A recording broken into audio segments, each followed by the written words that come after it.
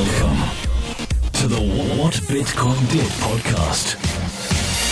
Hello, welcome to episode 7 of the What Bitcoin Did podcast. I am your host, Peter McCormack, and with this podcast, I try to meet and interview some of the leading people working in the blockchain and crypto space.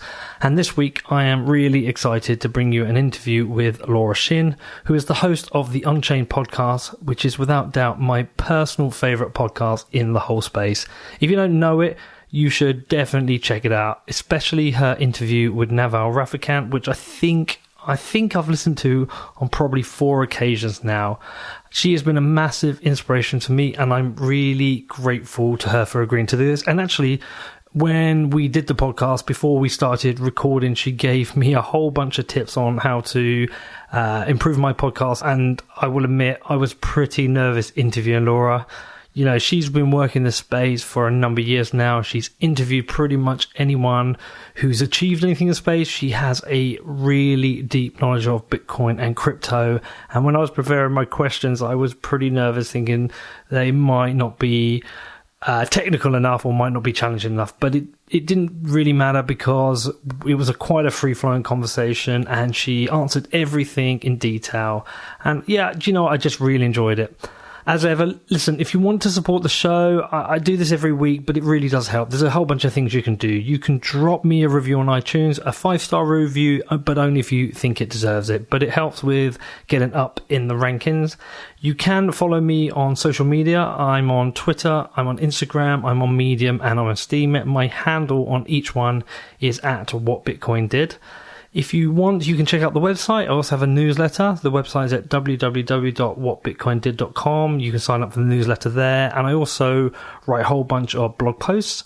And you can also share this out with any of your friends on social media.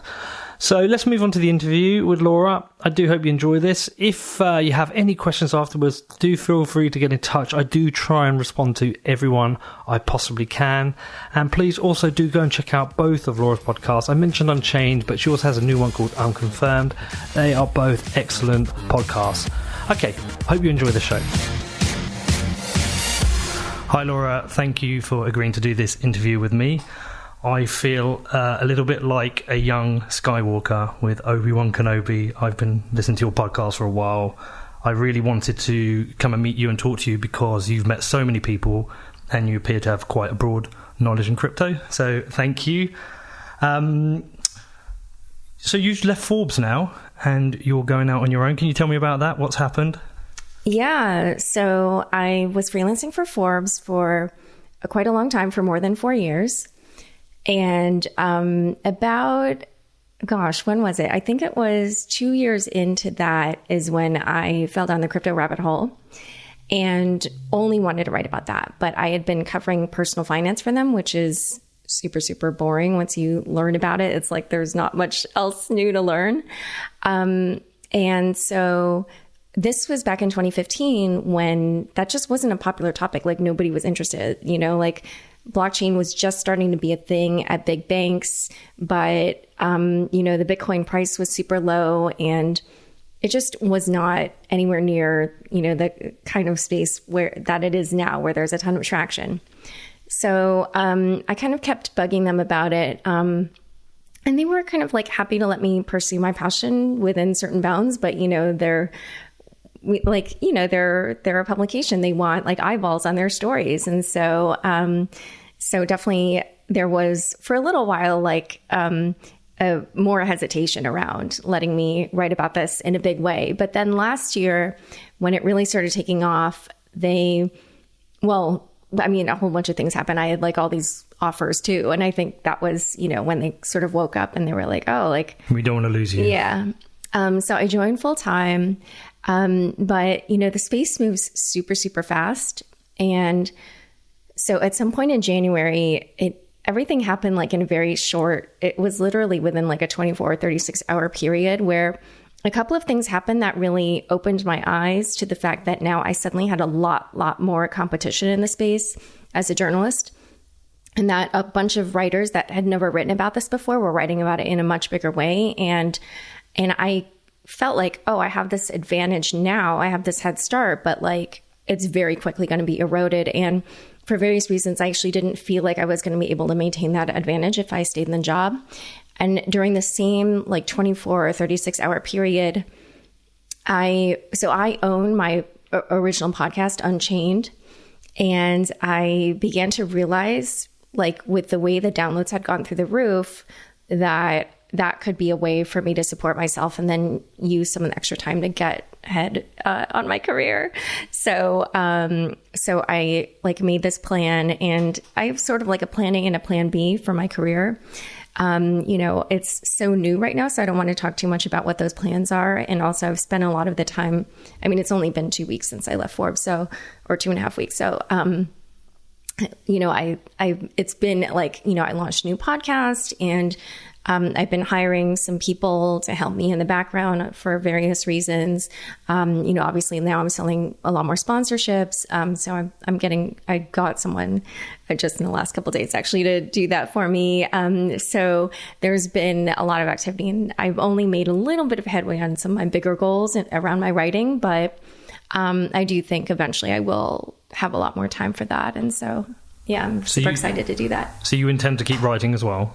Oh, definitely. Now people think of me as a podcaster, which is a little bit weird because I have only done 40 some podcasts in my life, but I've done probably at least 1,000 articles, if not more than that. Right. So, and writing is my favorite thing. Like when I do the podcast, I'm kind of nervous, and I just don't feel like I'm in my element. But when I write, I just get in the zone. I can get lost in that. So is that because when you're writing, you're on your own, you can pause, you can take time over it, whereas when you're doing a podcast, you're interviewing somebody and you have to keep that rapport going? Maybe. I mean, I think it's more that, like with the writing, you can be somewhat perfectionistic. And if you realize that there's a fact you didn't find out that you need, you can always go back and get it. There's so many times now when I listen to the podcast where I'm like, oh shoot, I forgot to ask them that question, or, oh man, they said that one thing and I wish I had like followed up in that moment, or, you cannot make it perfect. That's the thing. I mean, maybe if I were doing a different style of podcast, I could, but like, I'm doing these Q&A style interviews. So like the way that I do them is just prep as much as I can beforehand. And there are a few where like, especially even now, I realize that I'm doing them weekly. Like, it's just, if you, like I said, if you forget to ask something, like you can't go back, so. Well, it's like you said before we started recording that you have a bunch of questions, but you're trying to manage listening and reply to the responses, but also keep track of where they are. And I'm already looking at mine thinking, well, you've jumped into some bits I was going to ask later already. Right. So, for example, I started having a look at, because I was trying to understand your journey from, I looked at your LinkedIn and I saw your degree at Stanford, and then I saw you did a journalism at Columbia, right? Columbia. And then you started writing about finance, and I started to think, okay, well, that was the natural move, finance and tech into crypto. But it wasn't until, I think, was your first crypto article the one in March 14, the newly revealed, could Satoshi Nakamoto worth 400 million Bitcoin be in danger? Maybe. That was the first one I could find. That was the first one from Forbes. Yes, there was another one I'd written on a site that like now is defunct, I think. Okay. So how did that article come about amongst the finance articles? Because that was a change from what you were writing about. That one. So even though technically my beat was personal finance, I really just, kind of like I said it before we started recording, but I don't like writing about stuff that I kind of already know, or that stuff I've already written about. I only really like writing about something if it's something where I'm learning, or like it's something new, and so when, I think what I did back then, I remember this. Even though I was supposed to technically write about personal finance, I basically used to write about anything regarding money whatsoever. Mm-hmm. I wrote about like minimum wage. I guess that is personal finance. I wrote about Occupy Wall Street. I literally just anything that had to do with money whatsoever, I would try to write about in some way. And Bitcoin is money, obviously. And so when Newsweek thought it had revealed who Satoshi Nakamoto was, I was like, oh, that's money related. Like, how could I spin this in a way where I can write about it? And so I think I wrote like an article on whether or not he really could be in physical danger, as people were saying. And that was, I literally wrote that article in like an hour or two. Oh, really? Yeah, I just called, like, I somehow come across Jerry Brito before. I don't remember where. And I knew that he was like a knowledgeable person in the space. And so I was like, okay, he's a good source. He's going to be like someone who's going to say something smart. And so I remember I interviewed him. I don't remember if I quoted anybody else, but like, I just did like enough research to write something and just catch the news wave and write something that people who might be Googling about Satoshi Nakamoto might, want to read. And interestingly, the article says he could be worth 400 million. I looked this morning, now it's 19.4 billion. Right. Well, did you hear about the lawsuit yesterday? With fake Satoshi. Craig Wright. Yeah. Well, it depends on how you want to describe him, but Craig Wright and Dave Kleiman, yes. Yeah, I don't feel it's going to be very good for Craig. I think ever since he's come out, I've never been convinced in any way that he is Satoshi.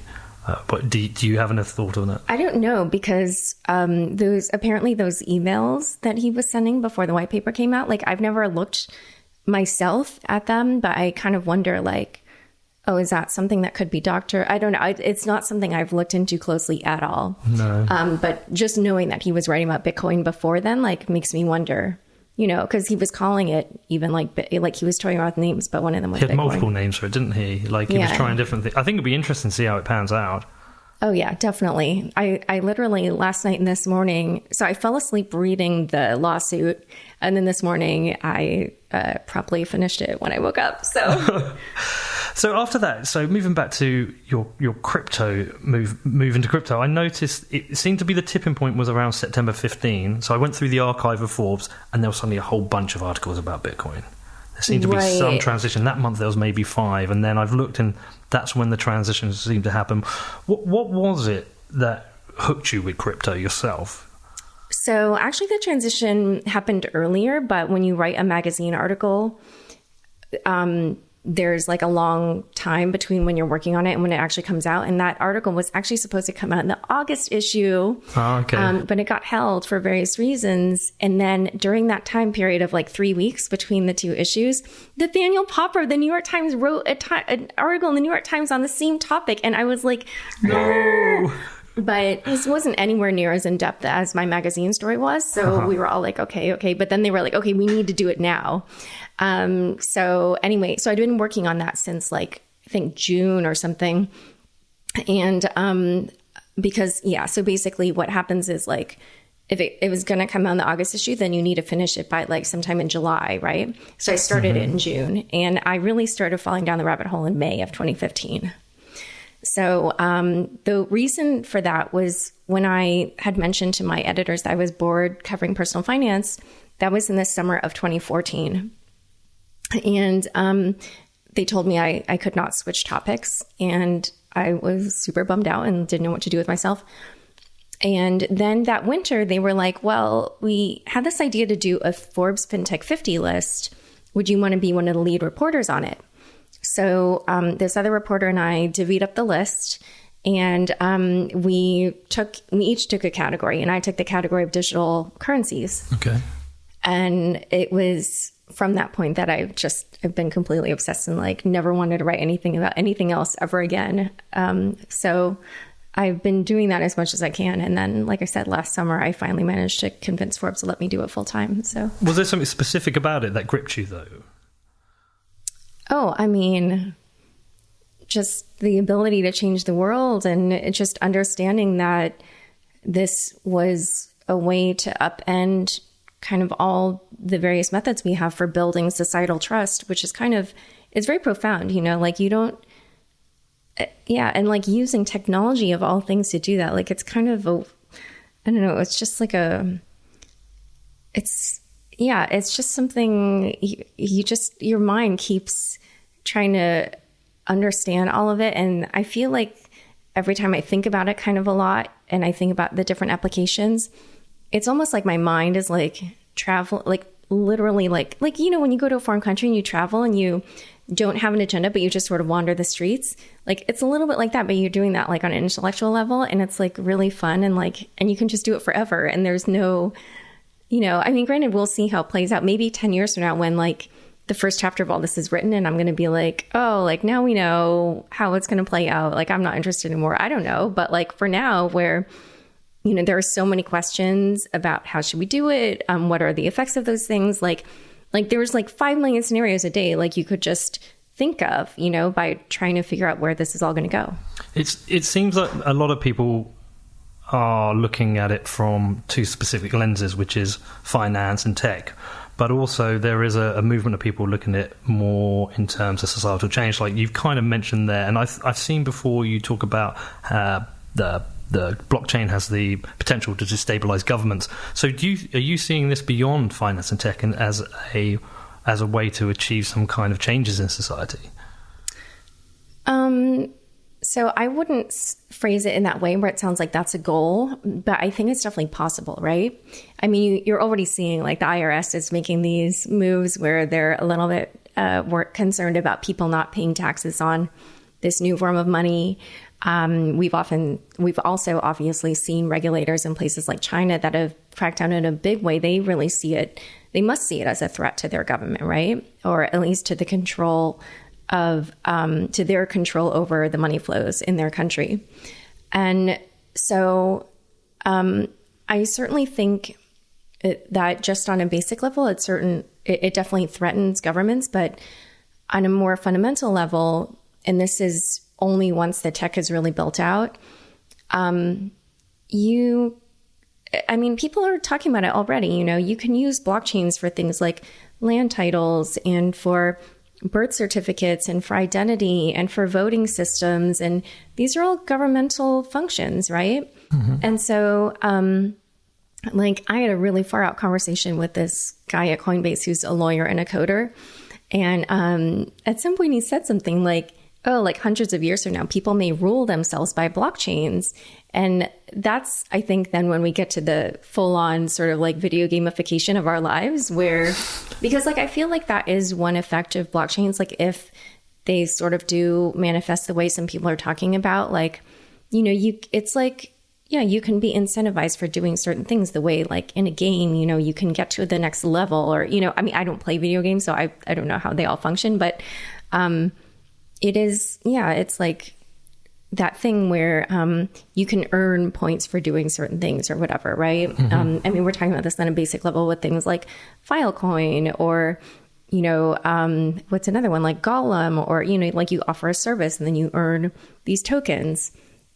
So I think once these systems kind of manage more aspects of our lives, you know, especially the governmental ones that I mentioned, who knows? Like it could be something that is destabilizing to governments now. I don't know. I mean, on the flip side, what I will say is that obviously one concern that we're seeing now is that cryptocurrencies are empowering bad actor governments, right? Like Venezuela or North Korea or Iran. So who knows? I mean, it could be the opposite. Like maybe we're all idealistic and we're like, oh, someday like all our governance will be transparent and there will be no ruler. It'll be decentralized and like blah, blah, blah. And instead maybe it like will strengthen dictatorships or something. I have no idea. What did you make of the Venezuelan crypto dollar on? Oh, well, I think the big lesson to learn from that is that I should caveat this because I was about to say that decentralization is an important feature to people. But then it's funny because on Twitter the other day, Jill Carlson and Meltem Demirors, Jill Carlson is like a blockchain consultant. She used to work at Chain and she does stuff with Tezos and stuff. Is this where a fluffy pony called Highlander? No, I don't know that part. Yeah. No, but they were like making fun of terms that people in the space bandy about that like she wrote these terms grind my gears. And one of them was decentralization. And I was like, what? I was like, I think decentralization is a thing and is important. And what were some of the ones that Meltem, I don't know. It was like this funny thing where I was like, wait, what's wrong with that? Oh, they both were against crypto economics. And I was like, no, that's a thing. Yeah, you can't be against that. That my last 2 podcasts have been discussing that. I think Jill was like, it's just economics. And I was like, no. It's, what I mentioned to you about this video game aspect. I think, when you create this sort of mini economy with a token, that to my mind, that's crypto economics. So my last interview was with Jamie Burke from Outlier Ventures. I know you're connected with him on LinkedIn, but I don't know if you know him. I've never met him in person, but I've interviewed him. Right. Okay. So they have a head of crypto economics within their fund, and what he's saying is that a lot of these utility tokens will have zero value because nobody has built these companies on any kind of economic reality, and this is something they've been focusing on. So I don't know how you could not consider crypto economics something. Oh yeah, no, I think it's so important because, people only want to buy tokens that will, appreciate in value. And so if you create one that doesn't function properly, then people are going to be angry and they're going to want to leave your network. And so I think it's actually incredibly important to think about. But what's interesting is that right now there are so many different ways for evaluating these and for coming up with models for them. And so I know like Chris Bernisky came on my podcast and talked about using MV equals PQ to determine kind of like what the price of a token should be. And already this week I've seen like a couple of other posts responding to that. So, all of this is not set in stone by any means, but I feel like there's a lot of smart thinking going into it about, should you try to incentivize a certain percentage of people in your economy to stake tokens to keep the price up? And, but how do you also foster like enough velocity so people aren't just hodling all the time and like it doesn't move? These are real questions. And yeah, like anybody who can design a system that really works and really does get a lot of traction, like kudos to them, because I'm just like, whoa, like that seems so hard. I'm glad it's not my job. Well, I've read his book, and when I started reading a bit about crypto valuation, I honestly got lost. And really? I found it myself really hard to understand. But I also think in the industry, there's a lot of people who really don't understand what they're invested in. Just before I came in, I sat in my car and there was a tweet from an account that has 70,000 followers, who they were saying that they see tokens, utility tokens, as similar to owning a share within a company, which is obviously completely wrong. If you get the decentralization aspect right, it should be wrong. Yeah, it should be wrong. So I just want to go back to the petrodollar part as well, because in last week we've also had Iran announce a potential cryptocurrency. We've also had Turkey. Realistically, any nation state crypto can't exist in isolation because the finance comes from other crypto. So do you see nation state crypto as potentially a good thing to help the industry and to grow, or not? I don't know if I think they'll affect the industry that much, other than so here's the thing, like, I don't know if you listened to my episode with Catherine Hahn of DOJ. It's a super old one, so maybe you didn't. But she is a former prosecutor at the Department of Justice and now is a board member of Coinbase. And she's all in on crypto and blockchain. She loves it. And of course, she's seen what criminals do with it. And I'm sure she knows that there are a lot of different types of bad actors who will do things with it. But she thinks the power of this technology to revolutionize our, to prevent fraud, as I mentioned with like birth certificates or land titling or whatever. I think it's not just because she's seen what people can do with it that is bad. It doesn't make her any less bullish on the technology. So in that regard, like I feel like most likely those cryptocurrencies aren't going to take off, right? And if anything, maybe they will only highlight what the pitfalls are of having this more centralized version of a cryptocurrency. Actually, I just came out with an episode on stable coins.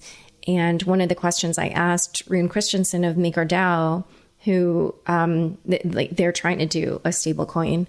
I said, if a fiat version of a cryptocurrency comes out, like a dollar crypto dollar basically, then isn't that going to render your project moot? And he was like, oh, no, actually, because that's not decentralized. It's still a single point of failure. They could debase the currency. They could do all these things.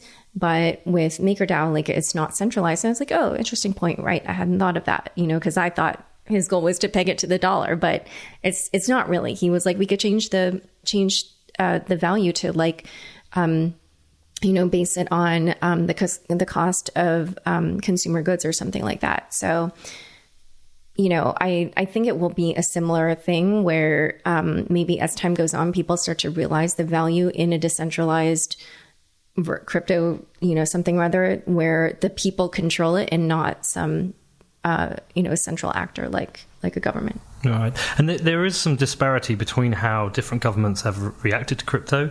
The US is quite pro at the moment. I think we all quite enjoyed the Senate testimony hearing. Is it Christopher Giancarlo is our new hero? Yeah.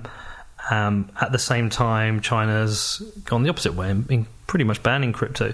Do you see that China will have to change and become part of this? Do you have any opinions on that? Oh, gosh. It feels like they're cutting themselves out to a whole asset class and a whole part of the global economy. I mean, I don't know. Like, apparently if you go to China, you cannot Google things and you access the New York Times or Facebook. So the country is big enough that maybe it won't matter if they cut themselves off from this brand new crypto economy sprouting up. But I mean, like in China, all the Apple phones are sold out like immediately. And so there's still demand for American things. And so maybe there will just be pent up demand for these crypto assets within China as well. I don't know. This is a little bit out of my wheelhouse, but I will say like I just said that even though they've banned all these other things that have become huge, the company or the country functions just fine. Yet at the same time, we saw that like after they closed the crypto exchanges, then Binance, got super, super popular really, really fast. And so I think, or like apparently in Korea, and those exchanges are seeing a lot of demand from Chinese people. So they're finding a way. I think they are. And so who knows, like maybe people in China will get angry enough that there are these restrictions that something happens. I have no idea.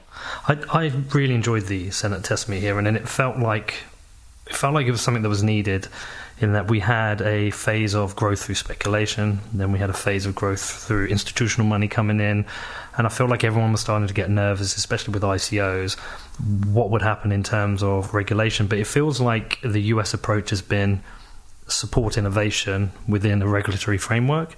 How do you feel about the testimony? Did you watch it? Yeah. I think that they've been like pretty smart and cautious, somewhat measured. You definitely get the sense that they are grappling with a real issue here, which is how do they fulfill their mission of protecting consumers at the same time, or protecting investors, or in the case of the CFTC, consumers, I think, or that's the FTC, but whatever. Anyway, I think that, you see that they're grappling with these missions to protect Americans, and then at the same time foster innovation, right? They want to make sure they get the bad actors, but not do, like, for instance, what the New York State regulators did with the bit license, where now all these companies have left New York, and didn't the guy who set that up then set up a company to help people apply for the license? Yes. I can't remember his name, but I saw Ben that Losky. Yeah. Let's no comment on that one, but so I definitely don't envy the regulators their job in the US.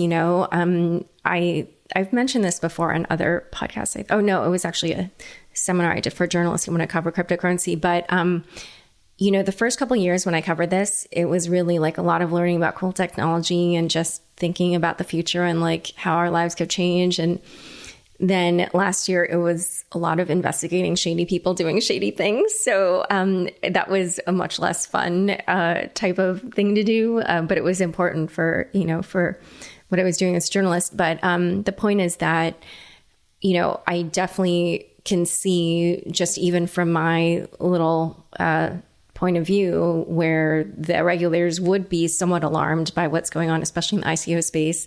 But, I know that they've been educated by Coin Center and Chamber of Digital Commerce and, these other groups that deal with regulators. And they, I think, really understand the technology, as we saw in that testimony. And so I think they're keenly well aware that whatever they do can have an impact either way. And so they want to be thoughtful about the way they're approaching it. And I think, as we saw with the Dow report, it's a pretty sensible line of thinking, at least so far. And it's one where they're using existing laws and they're not going out and doing things like the bit license and coming up with new stuff. They're using the way the law has been applied for the last 70 years around these issues to bring them to bear on this space as well.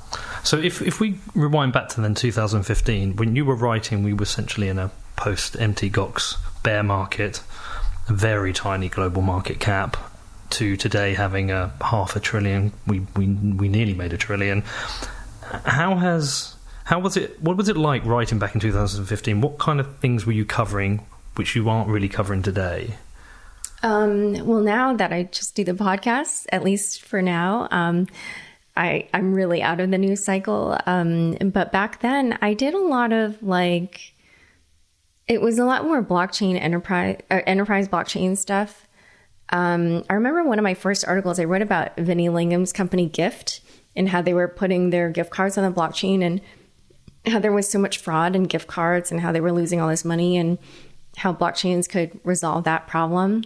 And then that big magazine article was about Chain, which, it ended up partnering with Visa and Citi and NASDAQ. And but what's funny is that made such headlines at the time, but now nobody cares about any of the enterprise blockchains. They're basically pretty boring, So, I don't know if I'd say maybe that was a little bit extreme. I definitely think, for instance, some of the enterprise blockchain stuff, I think that people could, I don't know if excited is the word, but where they can really see the value of it are where a lot of Chinese consumers, I think, are concerned about the provenance of their food, baby milk. That was an issue, the tainted baby milk, whatever that was, sometime in the last 5 or 10 years. And so I know that there's enterprise blockchain pilots working on stuff like that. It's not sexy, but it is something where it would have a real impact on people, and they would probably, really appreciate that technology or even be interested to learn about it. But by and large, most people are Bitcoin, Ethereum, Zcash, Monero. I think those are kinds of the ones that are some of the more quality projects that people talk about. And then, of course, you have all the other ones where they're talking about the crap coins and you're so excited about those. But did you buy crypto early on? I bought a little bit of Bitcoin and a little bit of Ether. But so at Forbes, they let you do that as long as you disclose that you own. But now that I'm freelance, I realized I would probably need to sell it if I want to write for other publications. And actually that opportunities come up faster than I expected. So I'm actually selling or donating or something. I'm going to give them. So away. You won't actually be a crypto owner? No. What I'll probably end up having to do though is you'll be a no-coiner. Well, what I'll probably have to end up doing is, for reporting purposes, my business maybe will buy just some amount that I can use for, checking out new products and whatever. But yeah, I won't be able to just buy and hold, for use for my own personal use later. Can you remember how much Bitcoin was when you first bought it? Oh, I don't want to reveal. Okay. So then obviously things started to change about 2016. We all know last year went crazy. But when did you start to notice a kind of tipping point changing everything? In the summer of 2016, everybody started talking about app tokens. App coins. They were calling them app coins. And they were calling them things like Wall Street 2.0 and it was kind of funny. It's just all the nomenclature, it's all changed. Okay, so then looking back at the last 12 to 18 months, it's obviously been absolutely crazy. If you get any perspective on what's happened, can you actually take a step back and look down? And what do you think's going on? What are the things that really stand out for you and in the industry, and where do you think we're heading? Well, one thing I would definitely say is that when I started in 2015, even I didn't really understand the power of Bitcoin. Like, I understood the technology, I understood how powerful it was that you could send money, that it would make its way across the globe in 10 minutes, and that you would pay like almost nothing in fees, and that you would use software to do it, right? I understood that on a very basic level. But I think I didn't, like, I remember just thinking to myself, well, that's all really cool, but, you know, when I'm using my credit card, I feel like it's instantaneous and I don't notice the fees. So why should I use this, right? And I could get why, like, maybe people in developing countries would use it, but I just was like, I don't know if it's going to take off here. And I even remember interviewing somebody at Coinbase, and when I said, like, oh, you know, how is this going to take off? How are we going to get people to use it? They were like, oh, well, you know, we're sending up these merchants, and since they're paying less in fees to the credit cards, they can give a discount of 1% to the customers. And I was like, nobody's going to use this. Like, you know, it's just like, what kind of rationale is that? Like, I was like, you know, I just thought, oh, that's the most compelling thing they can tell me. Like, okay, forget this. Like, this probably isn't going to go anywhere. And because, you know, I saw that Visa and Citi and NASDAQ were getting in on it, I was like, oh, like, maybe what's going to happen is that the banks are going to use it to offer new products and services. Like, maybe that's the way things will go.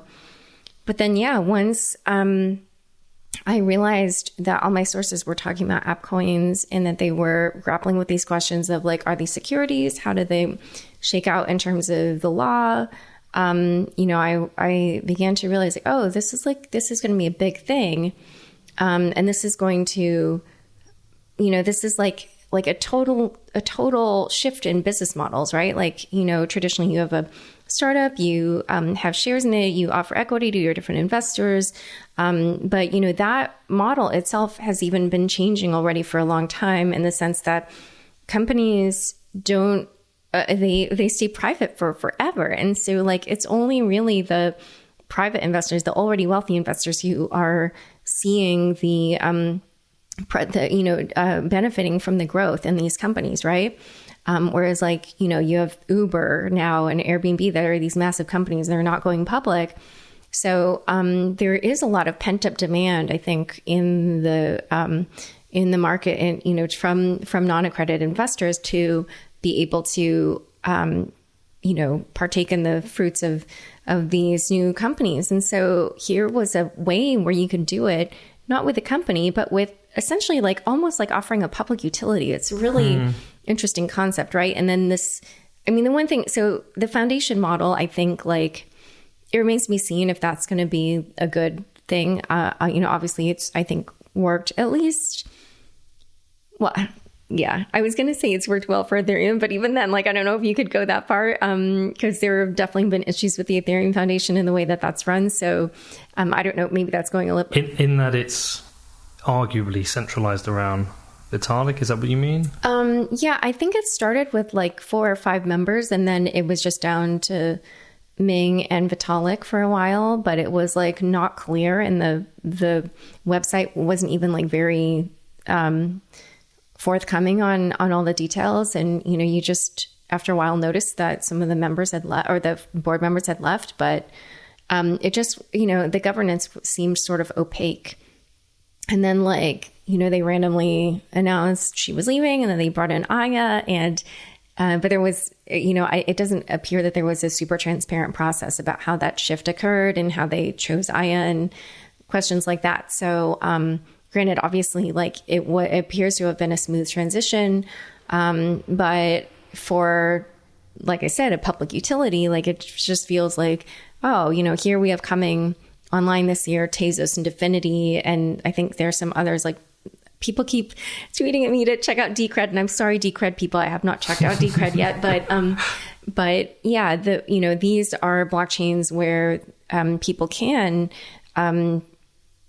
use their tokens to have a vote and how it's run. And that will obviously be a lot more transparent. So it's not, I actually can't even remember what the original question was. Well, I was asking you about, with everything that's happened over the last 12 to 18 months, like, what was your kind of, like, if you can stand above and just look at everything that's happened, what do you make from it all? Like interestingly myself, because I agree with you when you say about spending. It is so much easier to buy something on your card than it is with crypto. Crypto is a bit of a pain. The exception to that is I'm a miner as well. So I have a mining rig in Washington, and I bought $240,000 of equipment from Bitmain. It was a 10-minute transaction with a $3 fee.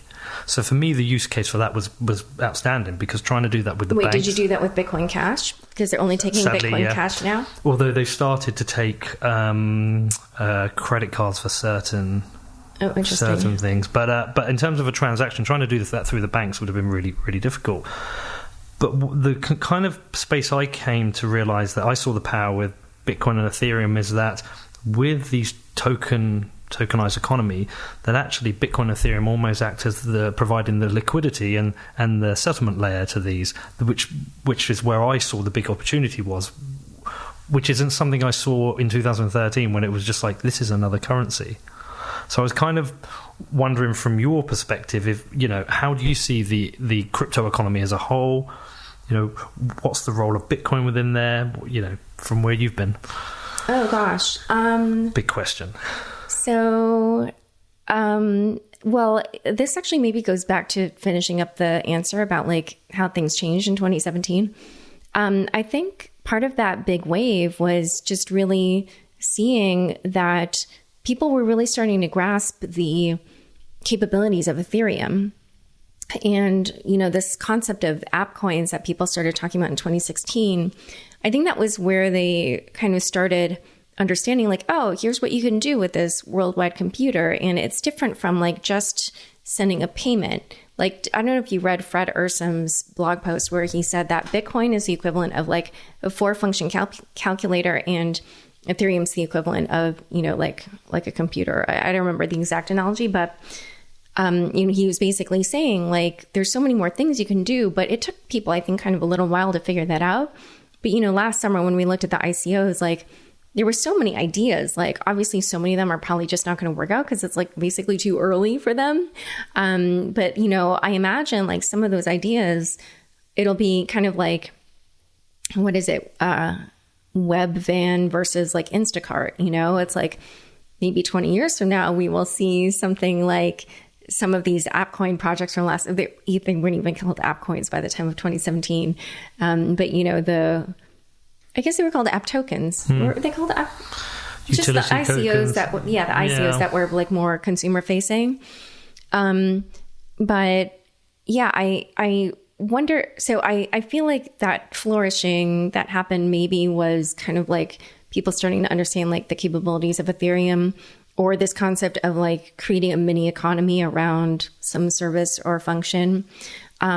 So, when you ask me now kind of like what I think of the total crypto landscape, I would say that, a lot of the tokens that have done well or that appear to be kind of on the more established level are ones that are functioning as pure money.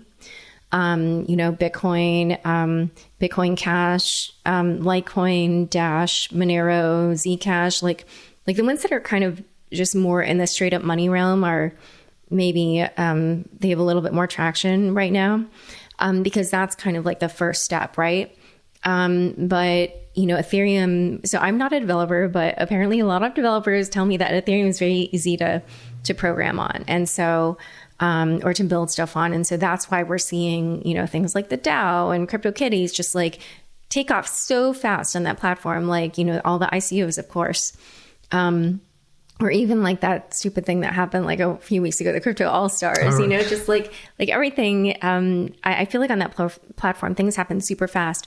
But one thing that's interesting to me about that is, from what I understand of the programming language, I think it's like one of those ones where, yeah, you can build something quickly, but can you build something that's like safe for a financial system? Like, that's kind of a question where, in terms of security and just being certain that the smart contract will perform the way that you want it to, like all those things are a little bit more up in up in the air about Ethereum. And so I think I heard an interview with Ari Paul where he was saying the same. And actually, I think I could be wrong here. So, but maybe it was somebody else. But was questioned whether Turing Complete is actually good for financial systems, in that, we've seen was it with Olaf Carson Wee, you were discussing the smart contracts that were essentially deleted hundreds of millions in funds because, could we realistically see any financial institution putting that kind of risk within their operations? Oh, you mean like an enterprise? Yeah. I mean, they're all working on it. The financial institutions, I think, see the writing on the wall. Like, I went to this dinner and I was seated next to this woman who works at JP Morgan Chase. I don't know if she knew what my position was in the ecosystem. I think it was like a women in blockchain type of thing. But, she was telling me like, oh, well, when we really looked into the technology, we're like, oh man, this technology just completely replaces us. Like, it gives us nothing to do. Like, what are we going to do?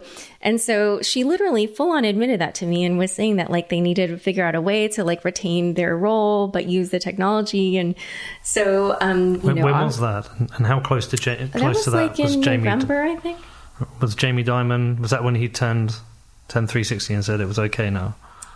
No, he said that later, like I think in the winter. This was more like November, but I think what she was describing was conversations back in like 2015 or 2014, wow. Like when they first started learning about the technology. So yeah, I mean, it was just like a funny moment. Like, that's why, I don't know, I shouldn't be so dismissive of the enterprise blockchains, because like maybe they'll come up with something really cool. I don't know, but right now, I feel like nobody cares about those. Everybody's excited about the public stuff. What did you make of, it seemed like Olaf was struggling with what the right decision was for creating a hard fork to recover funds, in that none of it was stolen, it was just deleted. I saw both sides of the argument. What was your position on that? Do you have a position on that? I don't know. So for a lot of these things, I don't really have a position, but I can see it both ways. Obviously, I think so the argument on the side of the people who want to release the funds is that this was a mistake and it would be like relatively easy to fix. I think on the flip side, what the argument is that forgive me because I actually don't know all the details around the proposal, but I think like at least part of the proposal, if not the whole proposal, is to create a function that allows anybody to do this for any mistake or something like that. But blockchain should be immutable. Right, exactly. So I don't know. I could see it either way, because it's like, if you want to unfreeze it, then like that stance is a little bit more like the way that our penal system works, where, juveniles don't face the same penalty as adults. You know what I mean? And so you could say like, okay, this is like clearly a new system. We're still working out the kinks. We're not going to let this devolve into some slippery slope where no one can trust the platform. But this is such a huge sum of money, and it was an honest mistake. Let's reverse it. But then I could see other people saying, no, we already learned that mistake with the DAO. Like, that was when a bigger percentage of the full funds of the Ethereum ecosystem were at risk. This is like a much smaller percentage. This isn't worth doing this over. And we need to make people serious about treating this like, a true financial system, and not making these blockchains seem reversible. And also, if you do that, then at some point, the next one? Yeah, but also maybe the regulators will be like, hey, so-and-so got wronged by this transaction. Can you undo it? And, and so if you set some sort of precedent like that, that's dangerous. So I can see it both ways. Yeah. So it's interesting. So I split the crypto assets down into sub-assets. I see currencies, which I see the use case for, and they're being used as currencies, whether you call it store of wealth or medium exchange, I just group it together. I see the protocols, which sit above them, the tokens and the securities.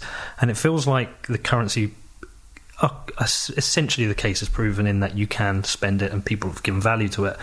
With the protocols and the tokens, there are, beyond CryptoKitties and Crypto All Stars, there's very few examples of mass scale usage. Do you think there's a risk that there won't be a requirement for these systems, or do you think it's just a time issue? Wait, I'm sorry, that there won't be a need for what systems? Well, so will these protocols ever be able to deliver mass scale decentralized systems that can scale and work and be used?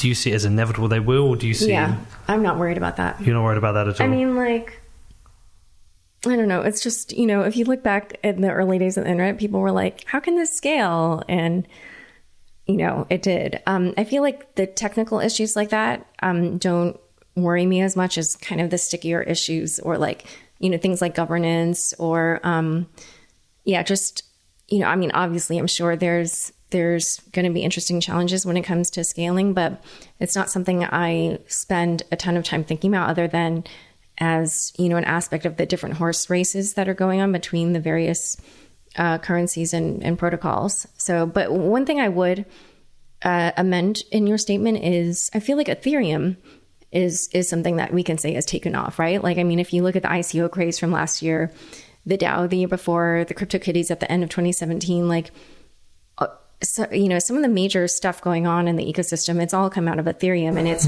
every single time it's come out super, super fast. So I think it just shows, like, when you do have this kind of like worldwide platform that anybody anywhere can build on, like, people are going to do that. And the people who are going to engage with that, they're also worldwide. And so just, the speed at which these things can take off, and the ways in which they can get people all over the globe, I think it's pretty powerful. I guess the challenge I found is that CryptoKitties highlighted scaling issues with Ethereum as a single application. Once we have hundreds of global applications being used, we don't know how or if they can achieve the scaling. It's kind of an unknown, right? Yeah. And that's kind of one of the things that worried me. And also with the ICOs, you mentioned the ICOs. The ICO model is proven as a really great way to raise money. But you're not a fan, right? I mean, like, I think everybody's tired of ICOs, right? Mm-hmm. I wouldn't say that I'm not a fan, but you're not what a fan of the scams and the... I'm not a fan of the scams. I'm not a fan of the poorly designed ICOs. I'm not a fan of ICOs where there's only, like a small number of buyers. I'm not a fan of the pre-sales. I think it should, if you're going to use this technology, then take advantage of kind of the unique benefits that it offers, where you can really democratize things. And instead, I feel like oftentimes people are using it to just give really extreme discounts to already wealthy people. And it's like, well, why? I mean, they're already wealthy. They don't need more money. And you have this technology that can make it fair for everyone. And so everyone who participates gets the same price. And then, like, you're really seeding a network. And then it is, I mean, there are certain sales where they did try their best to even prevent Sybil attacks, and make sure there really was only one account per person, and so every single person that participated got the same number of tokens and things like that. And I really applaud those projects. I know that it was a lot of work for them to try to prevent people from gaming the system. But yeah, it's interesting because, like, you can never design just like one standard sale that will always prevent people from gaming the system, because once they figure out what the rules are for that, then they will figure out how to game it. So yeah, I don't know. I mean, I think, in general, what I would say about the ICOs is that it's something where it's so easy to just make money from everyday mom and pop people. And so what I don't like about the fact that it is that easy is that then you've got the unscrupulous people who don't care about taking money from everyday people and just like spending it to buy Lamborghinis or whatever, rushing into that system. For the people who really want to build something, I think it definitely, depending on what they're trying to build, it can be the right model for them to raise money. And so, I don't kind of begrudge them that opportunity. And especially, like my sister's an entrepreneur, and I know how hard it is for female entrepreneurs to raise money from venture capitalists, right? So like, I applaud anything where it might give people like that who, don't necessarily look like the typical entrepreneur a chance to say, hey, I've got like a really good, product here. Do you want to pitch in? Like, I like the idea of that model, but the way that it's played out in real life, I don't know if I'm a big fan of. It seems that we're moving to a stage where the pre-sales are going mainly to institutional money now, and that the retail investors are being edged out. Have you noticed this? Yeah. So I'm just going to argue against what I just said for a little bit because I can see it both ways. It de-risks it, right? Yeah, like I don't know if you read Marco Santori and Protocol Labs' white paper, but about the SAFT. But they talk about how basically when you're funding something in the very early stages, it's much more similar to like seed investing or angel investing, and how that level of risk where something may really not pan out and you might just like lose a bunch of money, that risk really should be borne by people who are already wealthy and who have the money to lose. So I can totally see that perspective, and I understand why those projects are maybe going that route. And for that reason, I can also applaud the way that they're doing that to say like, hey, in case this doesn't pan out, at least we haven't lost the money of everyday mom and pop investors, right? And the other reason why I applaud that is because then they're less likely to run up against regulatory issues that could also put the projects or the money of their investors at risk. However, it's weird because it's just like when you put like the word ICO on something, then like suddenly it's like the VCs lose their minds, right? Like, How could you do a quote unquote pre-sale for $850 million and it's like 20 some investors? I don't even know what the numbers were, but are you talking about Telegram? Yeah, like they're looking to raise, was it 1.7 billion in total? Yeah. Then they were gonna like do another round, and it's like this, like it just makes no sense. Like why would they need all, like, maybe, I don't know. I did not look into it closely. Maybe if I really did a deep dive, I'd be like, oh, okay, this is the reasoning. And like, I saw the same argument with EOS though. Why are they running a year-long ICO and raising $1 billion? But I also saw a counter argument that said, well, once the platform's ready, they're going to have a significant war chest to pay developers to come and develop with on their platform. Yeah. It's one of those, like, it's almost difficult for me to criticize things because I can think of the criticism, but then I can think of like, the way that you would defend against that criticism. And I mean, it really just depends on like what your priorities are. Obviously you can find sources who will take some particular rationale and like tear it to pieces. And then I can find others who I also think are smart, who will be like, oh, well, actually, if you have this other set of priorities, then actually the way they're going about it is good.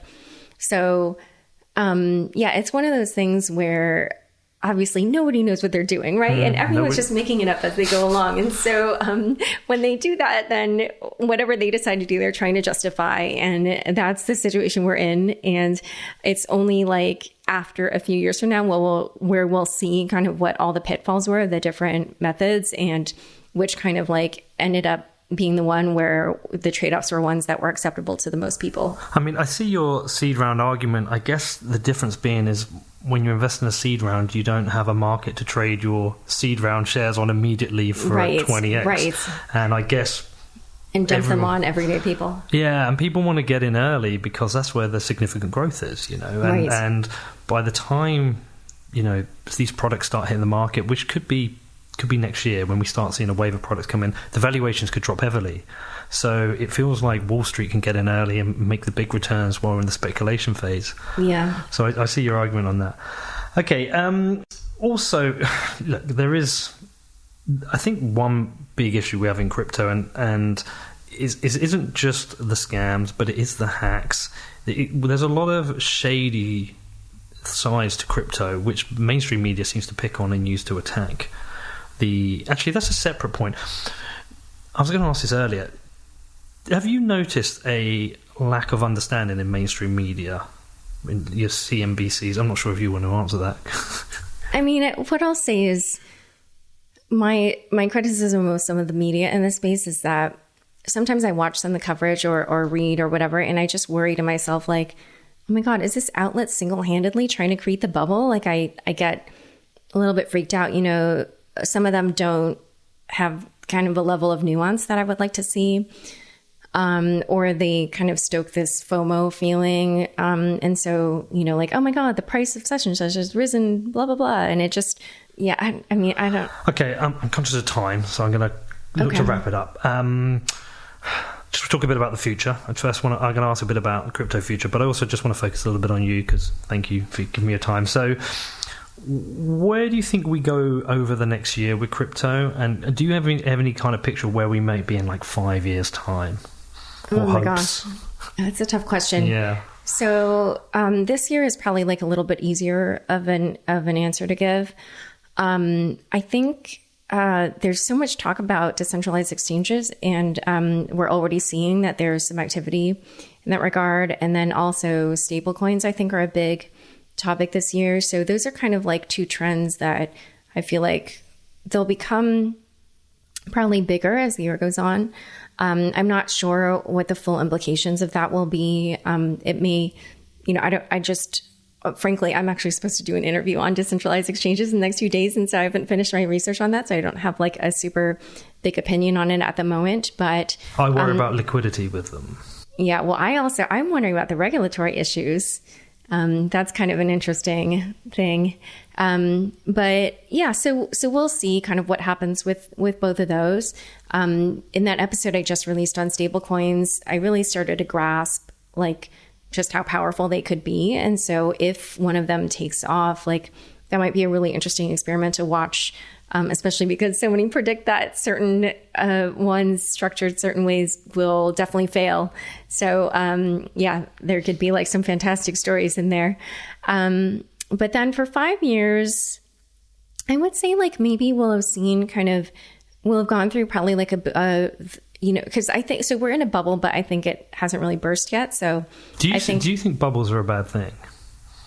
In that I've seen the counter argument that bubbles drive innovation. Yeah, exactly. It's, you know, like everything in life, there's like an upside and a downside. Yeah. You know, out of the speculation, we get, you know, capital being brought in to drive this innovation. But of course, when the bubble pops, there will be people who will be hurt. So, yeah, it's just one of those things that's not black and white. But what I was going to say, about 5 years from now. So I think we'll have been through a boom bust cycle. There will be a lot more regulatory clarity. And I think certain of these kind of more infrastructure based economies might really be thriving. So, but they might be like more in the background type things. So, you know, things like the Filecoin type or just any of these storage tokens, or, you know, something like Golem where you're renting out computer cycles, like maybe stuff like that, where it might be more kind of like small companies that are doing it, you know, just, I mean, it could be everyday people too.